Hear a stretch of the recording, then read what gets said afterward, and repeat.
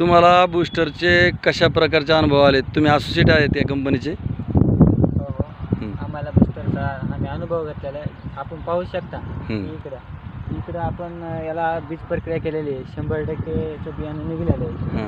आपण जे याला बूस्टर लावलेले ज्या सोयाबीनला ते सोयाबीन 100% आपल्याला इथं दिसत आहे, कारण आपण स्वतः अनुभव घेतला. आणि जे खत वापरतो आपल्या शेतीसाठी त्या खताचं काय परिणाम आहे आपण इकडं पाहू. ओके. या तासापासून इकडं महाराज बोला इकडं हे इकडं बगर गावचं लावलेलं आहे. बूस्टर लावलेलं खत पेरलेलं आहे. याला खत वगैरे सर्व रासायनिक आहे आणि तिकडं तुमच्या कंपनीचं जैविक आहे.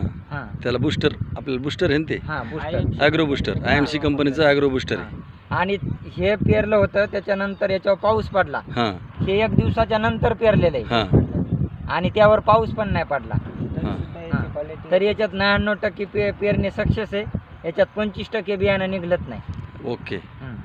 तुम्हाला ॲग्रो बूस्टरचा चांगला अनुभव आला समजा? 100% नंबर 1 सक्सेस आहे ते.